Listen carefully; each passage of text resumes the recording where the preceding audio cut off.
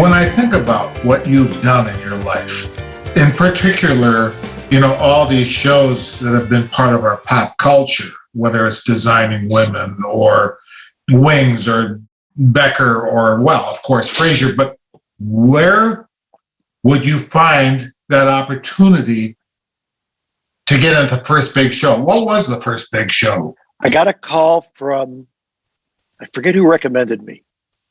That's not very good. I should really remember. Jerry Immel, who wrote the theme to Dallas and Knots Landing and all those shows. And they had the Knots Landing theme. He wanted it updated.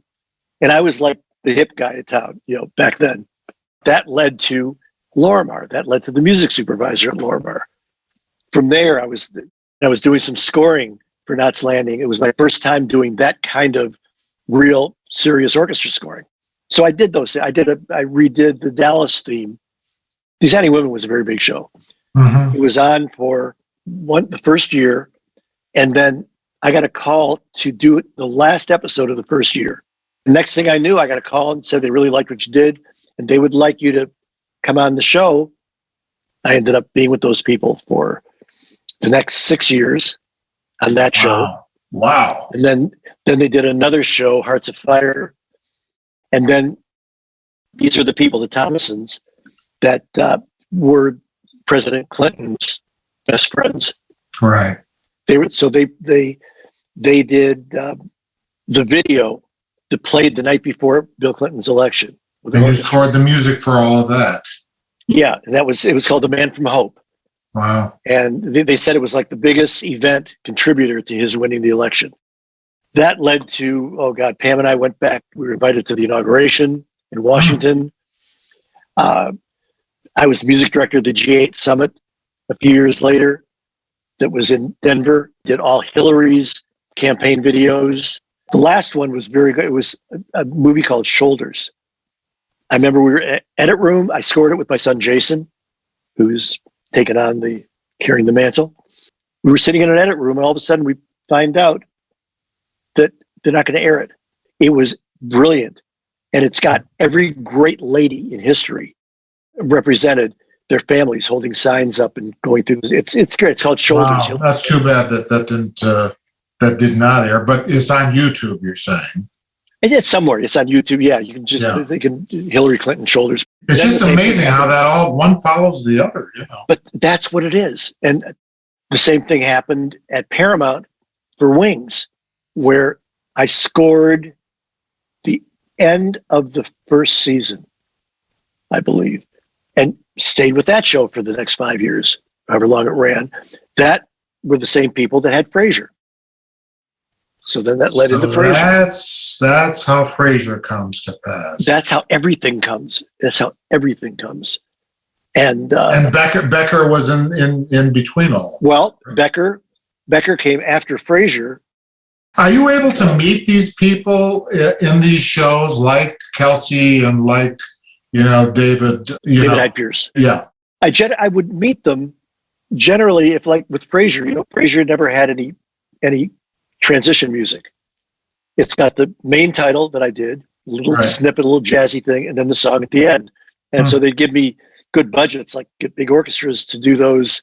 If there's going to be an episode that has big ballroom scenes or special things where they need,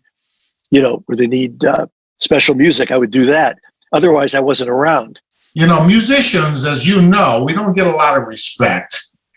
We're kind of, especially in advertising, we're kind of on the low end of the totem pole, right? So absolutely. How does that happen with these television shows? Is it kind of the same thing?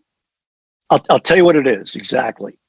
I would walk into places back in the day, and it was like people were so appreciative and like, it's the composer. Now,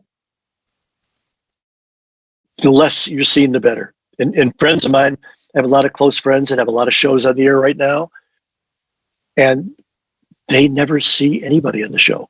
Wow. Relative to that orchestra that's on stage, the producers come in, they all are listening to this music track going down, and you're conducting, and it's your arrangement, and so on and so forth. And it's not quite right. Does that ever happen? Has that ever happened? Oh, yeah, all the time. Well, you got all these guys sitting in their chairs, 20, 50 musicians, whatever it is. What are you doing then? We stop and I try to find out what's bothering them or what they're hearing and then, I'm sure you've done it too. You do whatever you can do in that time to help help them get what they want. Sometimes the requests are actually really good. Can you do this? It's a little sad. Can you do something to lift it up a little bit?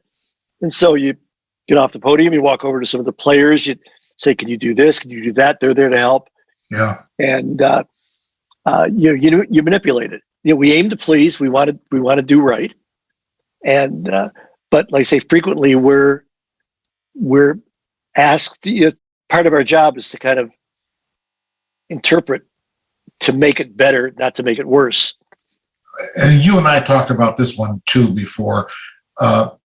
The way things are done today, we're talking about keyboards and synthesizers and so on and so forth. But back in the day, and I'm talking 20, 30 years ago now, because you've been doing this a long time as well. Yep. Whatever you were doing, in order to get this music across to a producer so that they would understand what you were doing, you didn't have the added value of being able to present your work on a keyboard using synthesized sounds. So how would you do this? How would you? They got what they got. We would have a spotting session, of course. Which what's a spotting session is what? We would I would sit with the producers and they would play the unfinished, the final edit, but they'd play the show. And we decide we want here, let's do this. It's okay. When she walks through the door, start there and then play through and then change up here. And then next cue, we're going to go to, there's a shot of the exterior, the outside of the house. And so we decide where everything was going to go there. And then the next time they'd see me was in the studio with the orchestra.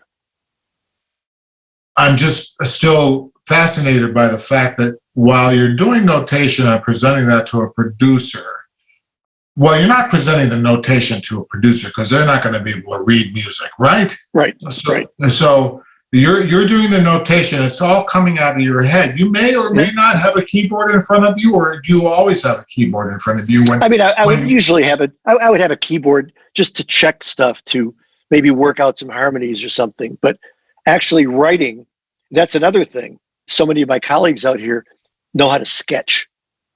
And a sketch is basically you're taking all the instrumental parts, the whole orchestra, 200 players, and you're putting it all on like 3 staffs. I never knew how to do that.